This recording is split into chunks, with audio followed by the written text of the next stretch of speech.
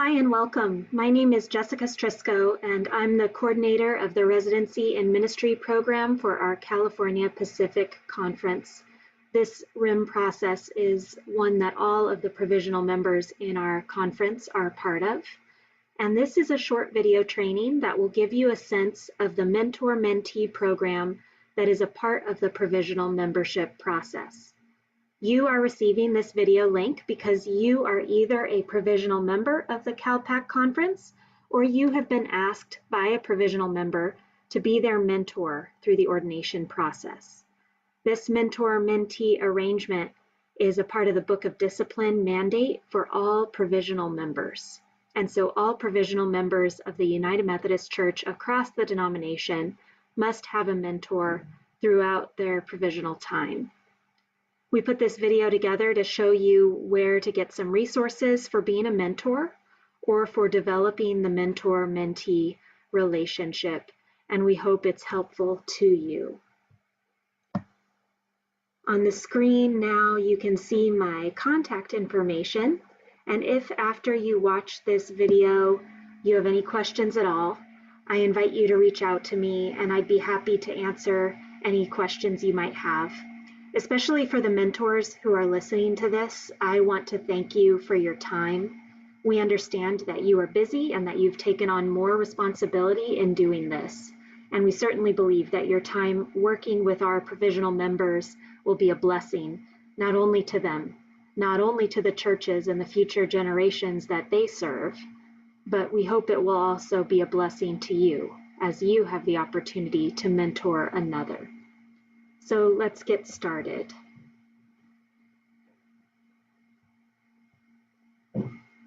We'll begin on the CalPAC conference website, calpacumc.org, and you can go over here to Ministries and click on that. And then you'll look for where it says Board of Ordained Ministry right over here, and you'll click there.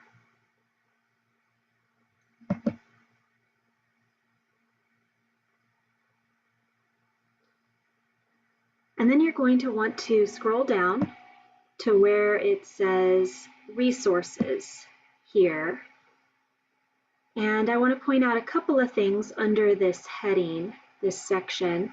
So for provisional members, there are helpful resources for you under that title, Provisional Members, right here for your reference. And the one we're going to look at today is called the Clergy Mentor-Mentee Timeline.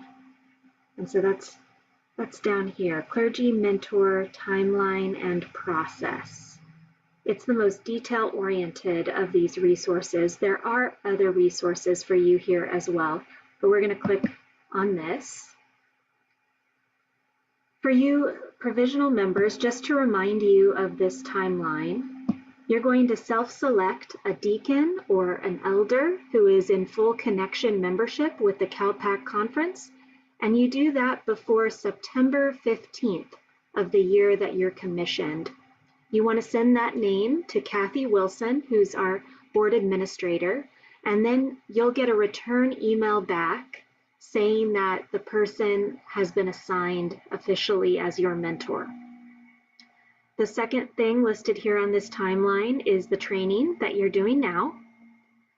Number 3 talks about sending that name to Kathy, and number 4 is what you're going to do next. And I'll be explaining where you're going to find the Clergy Mentoring Manual in a little bit, and I'll also explain how you'll form a covenant agreement. Now, just to be clear, the first year that you're commissioned, you need to develop a covenant agreement with your mentor. And if throughout your provisional process your mentor stays the same, then you only need to do the covenant agreement the first time. But if for whatever reason you have changed mentors during the course of your years in provisional membership, with each new mentor, you need to do a new covenant agreement with that mentor. So the covenant agreement is required by November 1st, and you're going to develop it sign it, both the mentor and mentee sign it, and then you send it, the signed agreement, by email to Kathy Wilson. I also want to mention that each year at the end of the appointment year by May 1st, so close to the end of the appointment year, May 1st, there is a report that is due describing your mentor-mentee relationship. And the way that we encourage that report to happen is the mentee would write the report and you're answering some simple questions. The process would be about half a page. It's on the second page here. So if you keep scrolling down on this timeline, it has clergy, mentor, mentee, report writing. This shows you a little more detail of what I'm going to talk through. But about half a page document, answer questions like, who is my mentor? This is how many times we met. This is the form our meetings took and when we met together. And this is how it was helpful to me. You sign it as the mentee, the mentor also signs it, and you send it electronically to Kathy Wilson. The important thing about this is that it's one of the mandated processes for provisional membership in the Book of Discipline. At the CalPAC annual conference, we've decided not to assign you mentors. We'd rather you find a mentor once you get to be a provisional member who you think will be most helpful to you. These mentor-mentee relationships are not evaluative. The mentor is not writing a letter to the Board of Ordained Ministry about your work or about how you've been doing or any evaluative conversation at all. This is meant to be a safe space for you as a mentee to be working with someone who is a full connection elder or deacon. So essentially you're working with someone who has been through the process already and they've been serving successfully in ministry, and so you get a chance to learn from this person. So again, this is the timeline that we've been looking at, the timeline and the report writing. And now we're going to go back to where we saw that resources page back here. And we'll close out of the provisional members section. We're going to look now in the mentors section. So right up here, click on that. There are a couple of types of mentors that we have. There are candidacy mentors who mentor people as they seek provisional membership before they become provisional members. But what we're focusing on today and what you have been invited to be a part of is to be a provisional member mentor, so a clergy mentor, and that is down here. There are some, as we click on this, there are some resources here from the General Board of Higher Education and Ministry, and there are a few things that you just might look through. The first one is the clergy mentor job description right here. You can take a look at that. It lays out your responsibilities as a mentor, and it's fairly simple. Again, you're not evaluating the people who you're mentoring. You're coming alongside of them, you're supporting them and encouraging them in their ministry. So that's the job description here. You can take a look at that. The other thing that I want to lift up for us is this Clergy Mentoring, a manual for commissioned ministers, local pastors, and clergy mentors. So let's click on that manual. And then I'm going to go down to page 15. If you forget what page it's on, you can always refer to the table of contents. I'm just going to scroll down and we'll look at page 15. And we'll be talking about forming a covenant.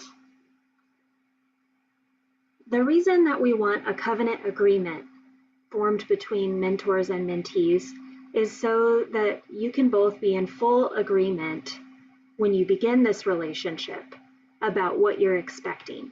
What we don't want to see is that one person is expecting to meet every other week and the other person is expecting to meet 3 times a year, because those are very different expectations.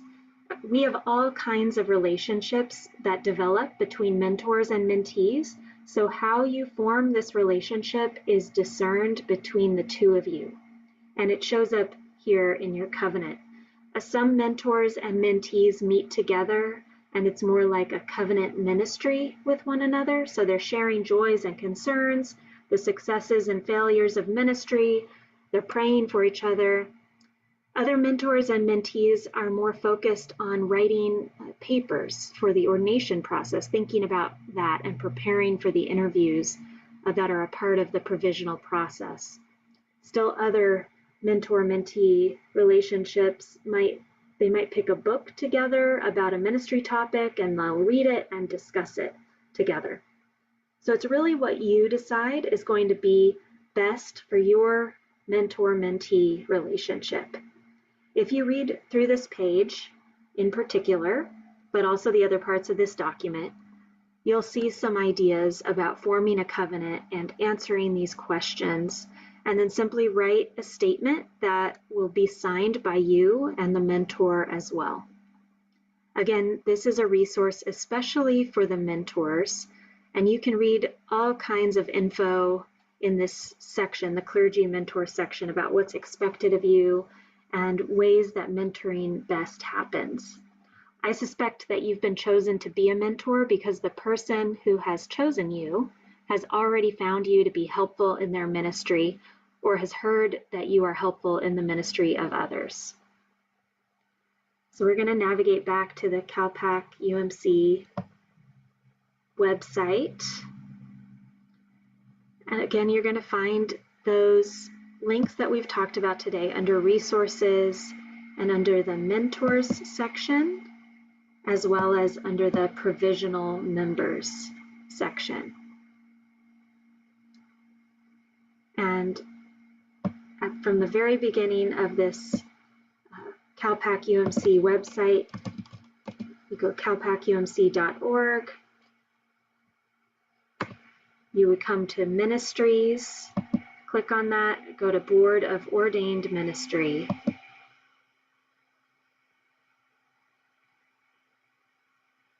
And that's when you'll be able to scroll down and see that resources heading. Again, if you have any questions at all about the nature of this relationship or the particular processes that you're going through, I invite you to reach out to me. This is my information once again. And we are just so thankful that you have taken the time to be a part of this, and that we celebrate with those of you who are in the provisional process, who are moving through the process of ordination as God is calling and continuing to lead you. Mentors, thank you for walking alongside our colleagues, and we believe that you will be blessed by this opportunity. Certainly the ways that you walk alongside these provisional members will bless future generations of people and in the churches and communities that we are called to serve. We're praying for you, that God blesses you. Thank you again, and I look forward to connecting with you if you have any questions. Blessings.